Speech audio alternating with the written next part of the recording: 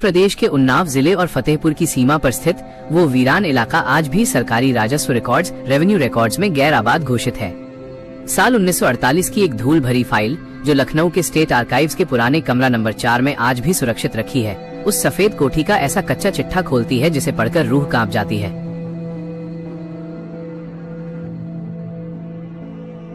ये घटना किसी आम इंसान की कल्पना या किसी की निजी डायरी से नहीं निकली है, बल्कि ये उस वक्त के जांच अधिकारी एसडीओ आरके सिंह की उस स्पेशल रिपोर्ट पर आधारित है जो उन्होंने तत्कालीन गृह सचिव को भेजी थी।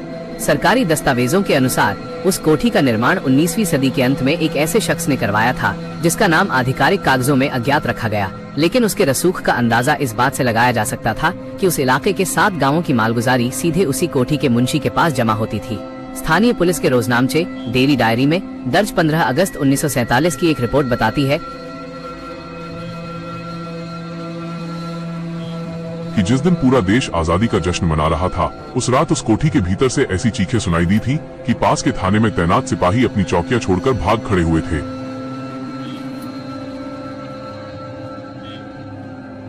जब 2 दिन बाद पुलिस की एक विशेष टुकड़ी वहां मुआयने के लिए पहुंचे तो उन्हें कोठी के मुख्य द्वार पर ब्रिटिश हुकूमत की वह पुरानी सील मिली जिसे केवल शापित या बेहद खतरनाक संपत्तियों पर लगाया जाता था।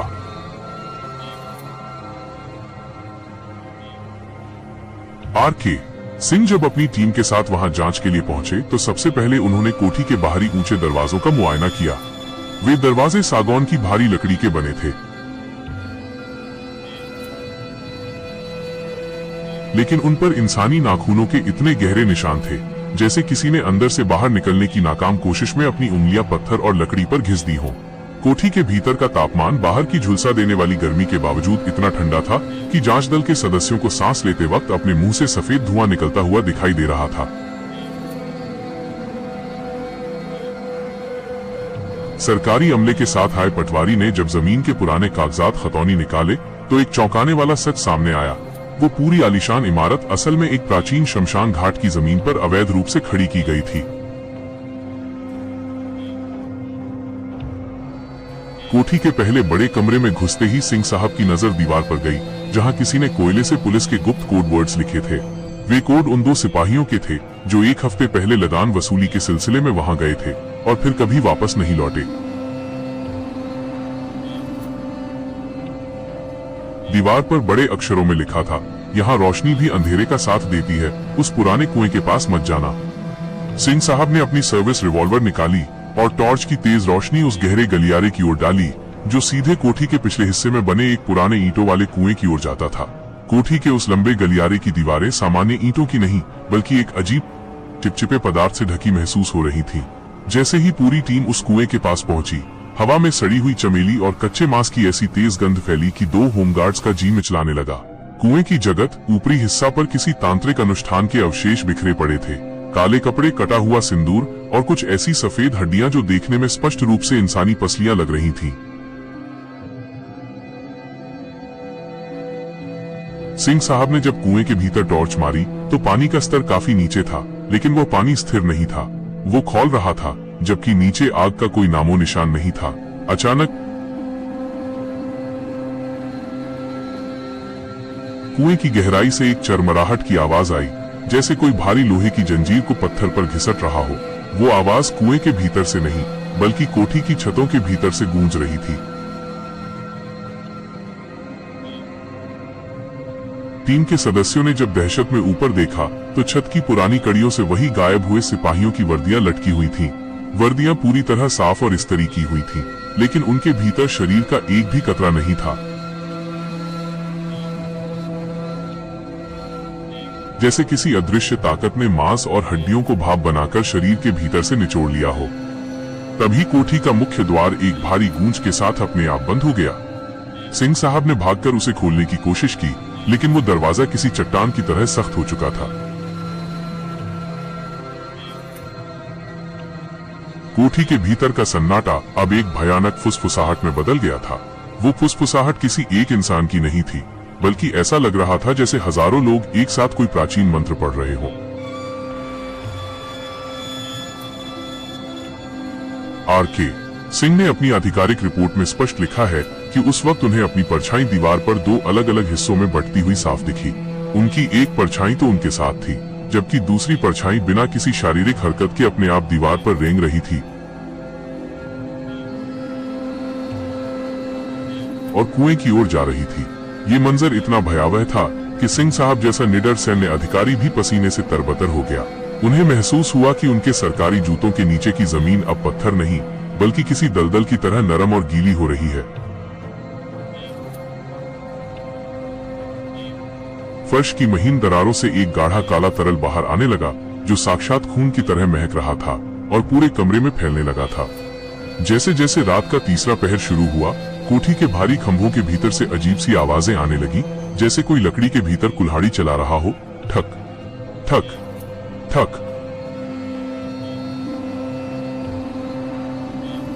सिंह साहब ने देखा कि कोठी के ऊंचे झरोखों से वही गायब हुए सिपाहियों के चेहरे झांक रहे थे, लेकिन उनकी आंखों की जगह सिर्फ सफेद रोशनी बाहर निकल रही थी।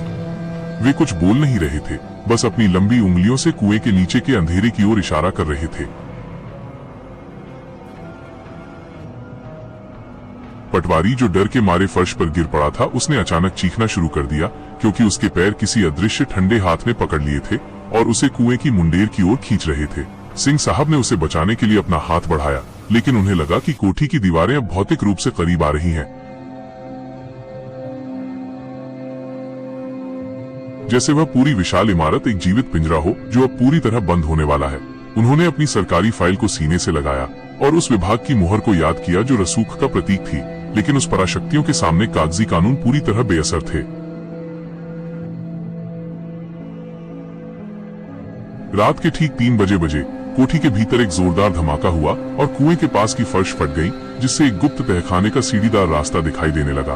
वो रास्ता किसी ऐसी काल कोठरी की ओर जाता था जहां से सदियों पुरानी सड़न और गंध आ रही थी। सिंह साहब ने अपनी टॉर्च संभाली और तय किया कि वो इस मौत के कुएं के भीतर उतरेंगे, क्योंकि उन्हें समझ आ गया था कि यही वो जगह है जहां इस शापित कोठी का असली राज और उन सिपाहियों की रूहें कैद हैं।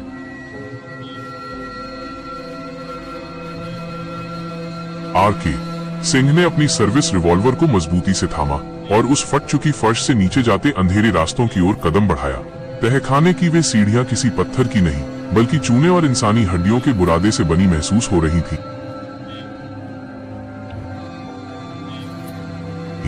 जैसे जैसे वे नीचे उतर रहे थे, कोठी के ऊपरी हिस्से का शोर एकदम शांत हो गया और एक ऐसी भारी खामोशी छा गई जैसे वे किसी प्राचीन कब्र के सीने में उतर रहे हों।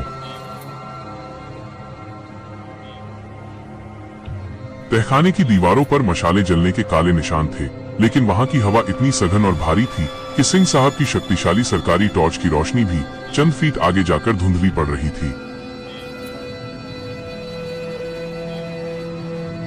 नीचे आखिरी सीढ़ी पर कदम रखते ही उनके जूतों के नीचे कुछ टूटने की तीखी आवाज आई। कड़क। उन्होंने जब टॉर्च नीचे घुमाई तो पूरा फर्श इंसानी खोपड़ियों और पसलियों के मलबे से पटा पड़ा था। ये कोई साधारण तहखाना नहीं था, बल्कि एक रूहानी वधशाला थी, जहां न जाने कितनी पीढ़ियों से बलि दी जा रही थी। हवा में सड़ी हुई मिट्टी और पुराने लोहे की जंग जैसी गंध घुली हुई थी, जो सीधे दिमाग पर वार कर रही थी। तहखाने के ठीक बीचों बीच एक विशाल चबूतरा बना था, जिस पर पीतल का एक आदमकद कलश रखा था। उस कलश के ऊपर वही राजकीय मुहर लगी थी जिसे 1920 के कलेक्टर गजेटियर में प्रतिबंधित और सीलबंद घोषित किया गया था।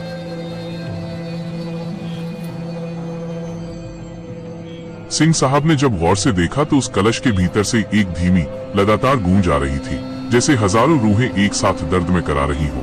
अचानक वो कलश अपने आप बिना किसी हवा के हिलने लगा और उसके किनारों से वही गाढ़ा काला और चिपचिपा तरल उबलकर बाहर आने लगा जो ऊपर के कमरे में देखा गया था।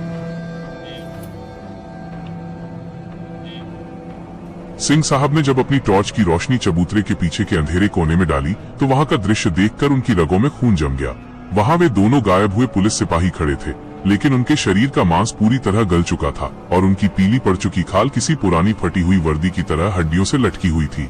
उनकी आंखों की जगह सिर्फ 2 जलते हुए अंगारे थे, जो सिंह साहब की वर्दी को देख रहे थे।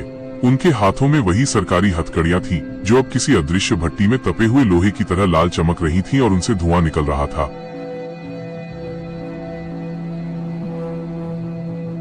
उन सिपाहियों ने एक साथ अपना जबड़ा खोला और उनके कंठ से वही भारी आवाज निकली जो कोठी की दीवारों से टकराकर गूंज उठी।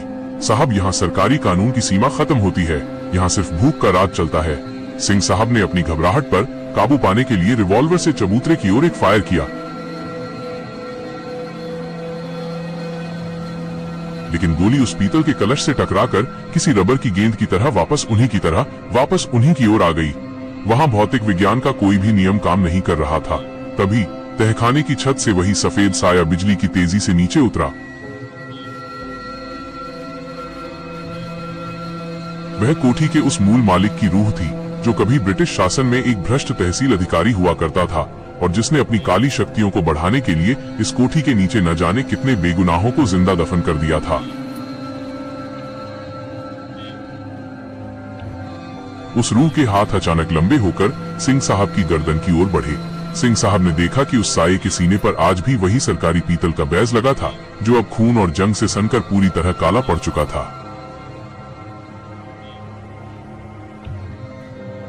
वो रूह एक डरावनी हंसी के साथ चिल्लाई, इस कोठी की जड़ों में जो खून सींचा गया है उसे तुम्हारी फाइलें कभी दर्ज नहीं कर पाएंगी। सिंह साहब ने महसूस किया कि उनके पैर अब फर्श पर बिखरी हड्डियों में धंस रहे हैं। उन्होंने अपनी जैकेट की जेब से वो गजेटियर की मूल फाइल निकाली जिसे वे साक्ष्य के तौर पर लाए थे। उन्होंने अपनी पूरी ताकत बटोरी और उस सरकारी फाइल को उस उबलते हुए कलश के भीतर फेंक दिया। जैसे ही वो कागजी पुलिंदा उस काले तरल के संपर्क में आया,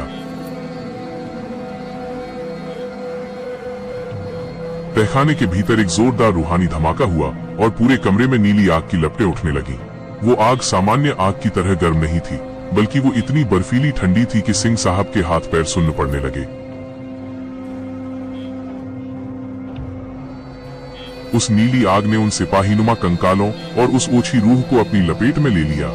सिंह साहब ने अपनी आंखों से देखा कि वे साए अब राख के गुबार में बदल रहे थे और उनकी चीखें धीरे धीरे एक शांत सिसकी में बदल गई।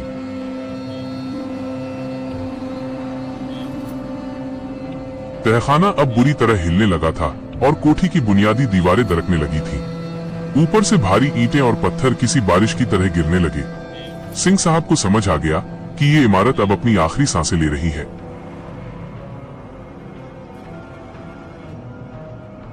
वे पागलों की तरह उन टूटी हुई सीढ़ियों की ओर भागे। उन्हें महसूस हुआ कि पीछे से कई अदृश्य हाथ उनकी वर्दी को खींच रहे हैं, लेकिन उन्होंने पीछे मुड़कर नहीं देखा। जैसे ही वे ऊपर के मुख्य कमरे में पहुंचे, उन्होंने देखा कि कोठी की छत का आधा हिस्सा पहले ही ढह चुका था। वे 2 होम गार्ड्स जो बाहर तैनात थे वहां कहीं नहीं थे। फर्श पर केवल उनकी फटी हुई सरकारी टोपियां और टूटी हुई लाठियां पड़ी थीं। सिंह साहब ने अपनी पूरी जान लगाकर कोठी के उस भारी मुख्य द्वार की ओर छलांग लगाई। जैसे ही वे बाहर की धूल भरी कच्ची सड़क पर गिरे, पूरी सफेद कोठी एक ऐसी गूंज के साथ जमीन के अंदर धंस गई जैसे उसे जमीन ने ही निगल लिया हो। वहां अब केवल धूल का एक विशाल बवंडर उठ रहा था और कोठी का नामो निशान मिट चुका था। अगले दिन जब जिला मुख्यालय से बुलडोजर और जांच दल की एक बड़ी फौज वहां पहुंचे तो वहां कोठी का एक पत्थर भी मौजूद नहीं था। वहां केवल एक गहरा काला गड्ढा था जिसकी कोई थाह नहीं मिल रही थी।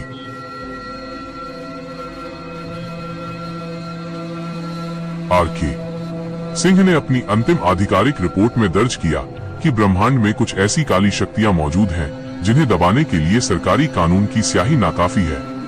उस रिपोर्ट को भारत सरकार के गुप्त अभिलेखागार में क्लासिफाइड वर्गीकृत करके हमेशा के लिए बंद कर दिया गया। आज भी उन्नाव के उस वीरान बंजर इलाके में रात के वक्त कोई भी सरकारी कर्मचारी गश्त पर जाने की हिम्मत नहीं करता। वहाँ के चरवाहे बताते हैं कि अगर आप उस गड्ढे के पास जाकर खड़े हों तो आज भी जमीन के नीचे से वही चर्र की आवाज सुनाई देती है और आपकी परछाई आपसे अलग होकर उस गड्ढे में कूदने की कोशिश करती है। ये उस सफेद कोठी का वो रूहानी सच है जिसे प्रशासन ने एक गहरे और डरावने राज की तरह आज भी फाइलों के नीचे दबा कर रखा है।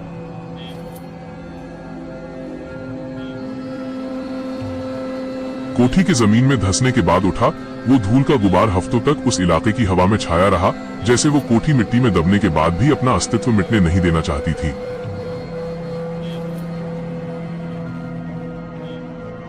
आर.के.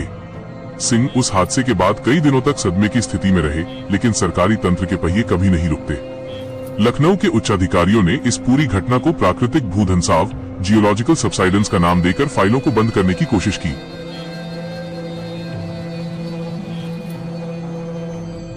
लेकिन सिंह साहब जानते थे कि उन्होंने उस रात जो देखा था वो भूगोल नहीं बल्कि एक रूहानी भूगोल था। घटना के ठीक 1 महीने बाद सिंह साहब के पास एक सीलबंद लिफाफा पहुंचा जिसमें कोई पत्र नहीं था, बल्कि वही पीतल का सरकारी बैज था जो उन्होंने उस रूह के सीने पर देखा था। वो बैज पूरी तरह जल चुका था, लेकिन उस पर सिंह साहब की उंगलियों के ताजे निशान मौजूद थे। ये इस बात का संकेत था कि वो कोठी भले ही जमीन में समा गई थी, लेकिन उसका साया अब सिंह साहब का पीछा कर रहा था।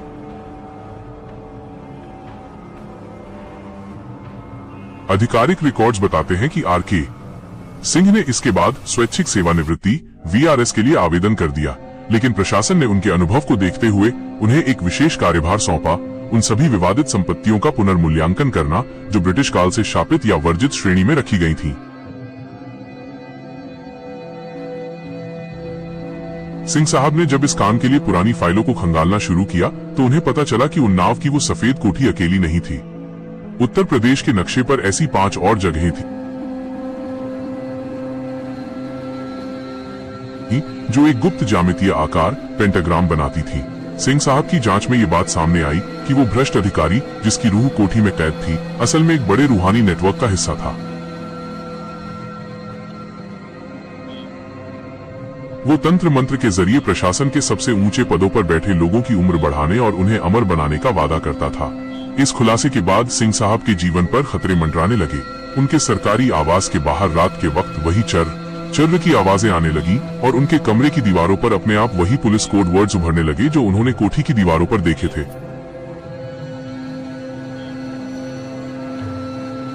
एक रात जब सिंह साहब अपने अध्ययन कक्ष में बैठे उन पुरानी फाइलों का विश्लेषण कर रहे थे, अचानक उनके कमरे की बिजली गुल हो गई। टॉर्च की रोशनी में उन्होंने देखा कि उनकी मेज पर रखे कागजात अपने आप हवा में उड़ रहे थे और एक आकृति बना रहे थे। वो आकृति उसी कोठी की थी। सिंह साहब ने महसूस किया कि उनके शरीर का तापमान तेजी से गिर रहा है। उन्होंने अपनी डायरी में लिखा, वो कोठी जमीन के नीचे से मुझे बुला रही है। उसे अपनी नई नींव के लिए एक अधिकारी के खून की जरूरत है। अगले दिन सुबह जब उनके सहायक ने कमरा खोला तो सिंह साहब वहां नहीं थे। कमरे की खिड़कियां अंदर से बंद थीं, दरवाजा बंद था, लेकिन सिंह साहब का चश्मा और उनकी सर्विस रिवॉल्वर मेज पर जस की तस रखी थी। पुलिस की जांच में इसे एक रहस्यमयी गुमशुदगी का मामला दर्ज किया गया, लेकिन उस कमरे की फर्श पर वही काली चिपचिपी मिट्टी मिली थी जो केवल उस शापित कोठी के तहखाने में पाई जाती थी।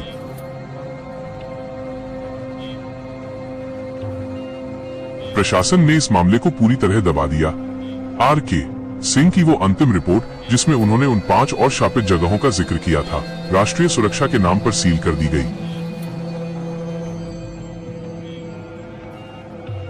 आज भी उन्नाव के उस बंजर इलाके में जहां वो कोठी धंसी थी, एक अजीब सी सरकारी पाबंदी लागू है।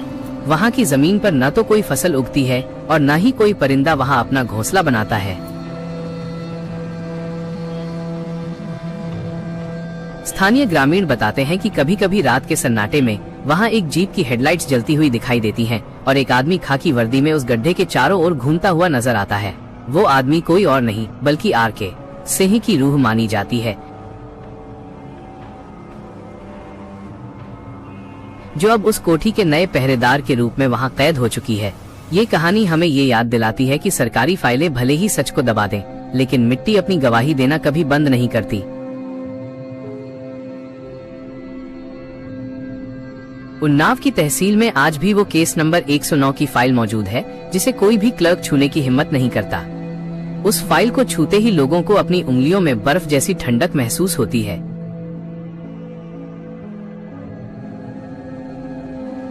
यह उस सफेद कोठी का वो अंतिम अध्याय है जो कभी खत्म नहीं होगा। कानून की किताबें और अदालती दस्तावेज भले ही सबूत मांगते हों, लेकिन रूहानी दुनिया में सबूतों की नहीं बल्कि रूहों के हिसाब की जरूरत होती है।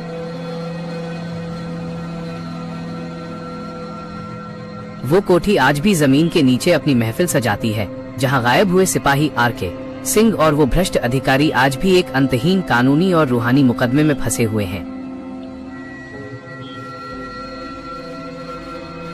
जो भी उस इलाके की जमीन को खोदने की कोशिश करता है उसे वहां से पीतल के घुंघरू या पुराने पुलिस बैज मिलते हैं, जो इस बात का प्रमाण है कि इतिहास कभी मरता नहीं, वो बस अगली बलि के इंतजार में जमीन के नीचे सो जाता है। ये उस शापित विरासत का वो काला सच है जो सरकारी मोहरों और कागजों के नीचे आज भी धड़क रहा है।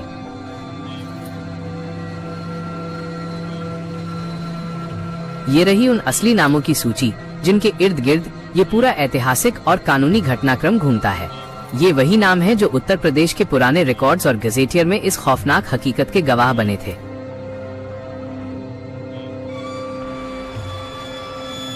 मजहर अली खान, ये बशारतगंज के वही रसूखदार जमींदार थे जिनके साथ ये घटना घटी थी। हवेली के भीतर होने वाली सारी असामान्य गतिविधियों का केंद्र इन्हीं का परिवार और इनकी विरासत थी। जॉन बीम्स ये उस समय के ब्रिटिश कलेक्टर थे जिन्होंने सरकारी तौर पर इस हवेली और इसके आसपास होने वाली अज्ञात मौतों की जांच की थी और अपनी रिपोर्ट में इन घटनाओं का जिक्र किया था।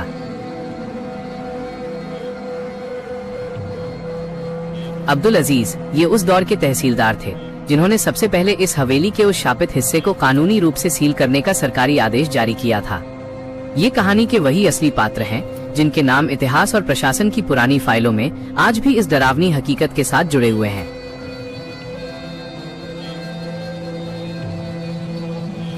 दोस्तों, मैं अभी नया क्रिएटर हूं और मैं अभी YouTube पर आया हूं और आप लोग मुझे बताएं कि मेरी वीडियोस में क्या कमी रह रही है। म्यूजिक से लेकर फोटो या वॉइस जो भी कमी है मुझे बताएं, मैं उसको ठीक करूं।